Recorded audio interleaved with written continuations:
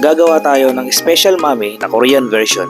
Kaya ako siya natawag na special mami kasi wala lang. Special mami kasi siya dahil para sa akin is Korean version. Ang tawag dito is chanji gokso. So gagawa tayo ngayon ng sabaw. Doon sa kumukulong tubig natin is naglagay ako ng sibuyas. Naglagay din ako ng dilis or dried small anchovy. Naglagay din ako ng dried kelp or dried seaweeds doon sa ating stock. Naglagay din ako ng paminta or doon sa sabaw natin or sa soup base natin. Ngayon is habang kumukulo ang ating soup base or yung stock natin doon is naghihiwa na ako ng carrots. Julienne cut nga pala yung carrots natin. As nag-slice din ako ng green chili natin para doon sa ating stock. Naghiwa rin din ako ng zucchini. Sa nakakaalam ng zucchini, yan. Yun na yung zucchini. Yun na yun. Okay na yan. Sa hindi nakakaalam ng zucchinis, ang zucchini is family friend siya ng squash or basta related siya sa squash. At naghiwa rin ako ng leeks. So kakaibang leeks to, hindi ito yung normal na leeks na basta yung malaking leeks. Hindi ko alam kung anong tawag na, nakalimutan ko na. Pero basta ililigay ko na lang dyan. Meron din tayong garlic. So ating minings ko yung garlic na yan para ating mamaya sa soup base natin. Pagkatapos nun is kumuha ko ng 3 itlog at ating biniyak syempre. Yan o, binati-bati na natin. So na-prepare ko na ang ating ingredients at mga gagamitin natin doon sa ating special mami natin or tinatawag na chanji gokso sa Korean. Na-prepare ko na ang ating itlog, means garlic, meron rin tayong carrots, sliced green chili, sliced zucchini, as meron rin tayong green leeks. After ko ma-prepare ang mga kailangan natin, siyempre naglagay ako ng kawali. Naglagay nga pala ako ng sesame oil doon sa ating kawali. Yun ang gagamitin nating mantika or yung sesame oil nga naman, hindi mantika. Basta doon sa carrots natin. So syempre multitasking ako habang nagluluto ako is nagluluto din ako ng itlog. Tinanggal ko nga pala itlog doon, nakalimutan kong ibalik ulit.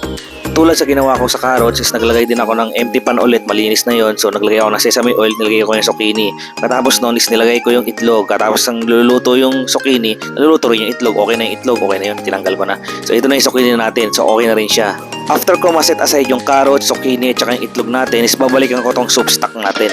Ito na nga pala yung soup stock natin. So tinanggal ko na yung ating mga nilagay kaninang dried kelp, anchovy, at saka onion. So ngayon pinalitan ko na siya ngayon ng chili, garlic, at saka leeks. Okay na siya, syempre tatakpan ko ulit, di ba?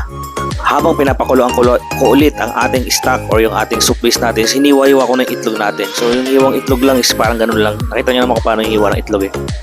After kong mahiwa-hiwa yung itlog is nagbalat na ako ng onion. So nabalatan ko na yung onion. So ang style natin sa onion natin is parang small dice. Basta very small dice siya. Yun ang strategy ko. So makita nyo naman kung paano yung hiwa at saka yung ano. So yan, ihahalo ko yan sa soup. Ito nga palang ginagawa ko is parang special sauce siya. So basta nilalagay siya sa ibabaw. Alam nyo yung parang chili garlic. So parang yun yung sa ibabaw na ilalagay natin. So parang yun yung version nun sa chili garlic na yun. Mamaya makikita nyo sa plating. Lalagay ko na lang yung ingredients sa comment below. Iko-comment below ko na lang sa ingredients. Namamali na ako. So parang iko-comment ko na lang yung ingredients below.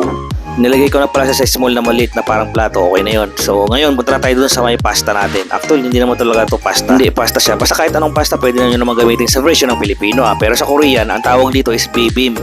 Gokso noodles to na parang miswa. Pag na-overcook yung parang miswa siya na pag hindi na-overcook yun al dente miswa. Pero hindi siya miswa. Magiging miswa lang siya pag na-overcook. So syempre huwag nyo i-overcook, diba? Ganun lang yun. So niluluto lang siya is about mga 2 to 3 minutes. So nilagay ko na yung mga gulay natin. Tsaka yung mga sinet aside ko kanina. Yung mga eggs, yung carrots, yung ating zucchini. Tapos yung sauce kanina nilagay ko sa ibabaw. Yun yung special sauce na parang chili garlic sauce. So diba? Ang ganda ng pagkakagawa. Try nyo itong gawin mga kamekos-mekos. Siguradong di kayo mapapahiya.